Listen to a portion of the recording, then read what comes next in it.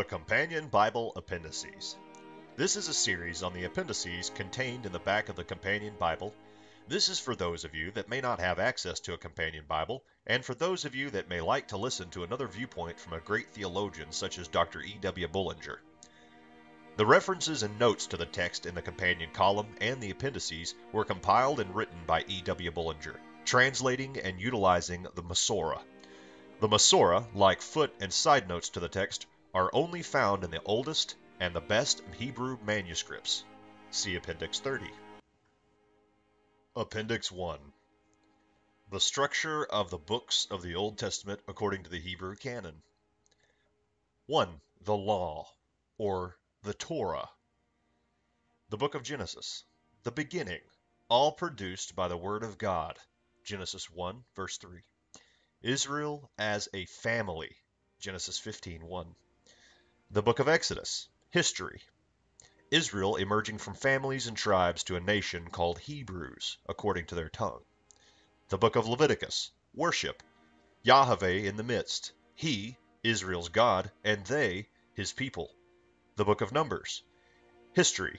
Israel now a nation, numbered and blessed, as such, 23 and 24.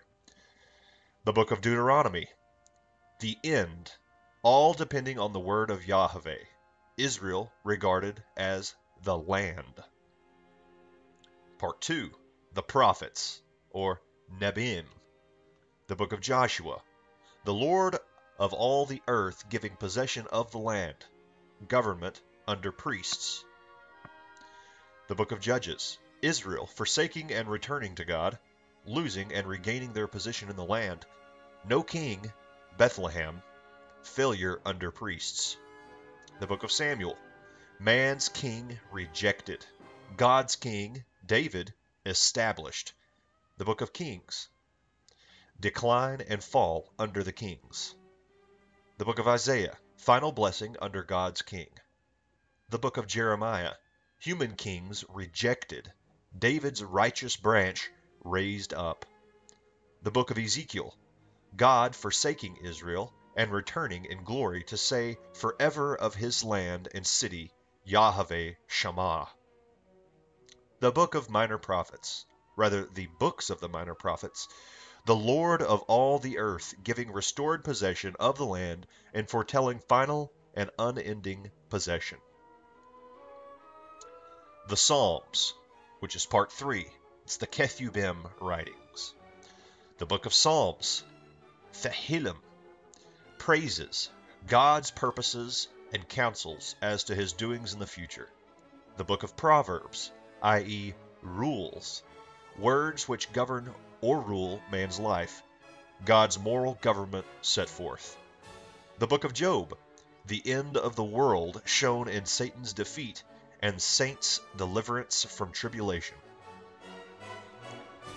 The book of Canticles, virtue rewarded, read by the Jews at the Passover, the feast which commemorates the deliverance from Pharaoh, the Jews' oppressor.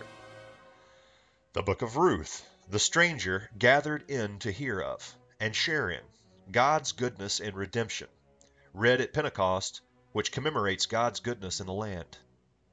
The book of Lamentations, alas, the record of Israel's woes, read at the feast of the 9th of Abib.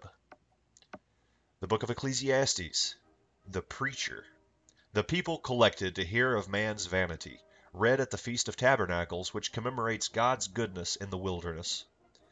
The book of Esther, virtue rewarded, read at the Feast of Purim, which commemorates the deliverance from Haman, the Jews' enemy. The book of Daniel, God's judgment.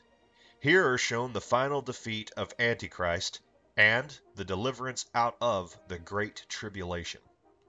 The books of Ezra and Nehemiah, men who governed and ruled God's people in their resettlement in the land. And, last but not least, the book of Chronicles, Debrei Hayamim, words of the days, or God's purposes and counsels as to Israel's doings in the past and until the time of the end.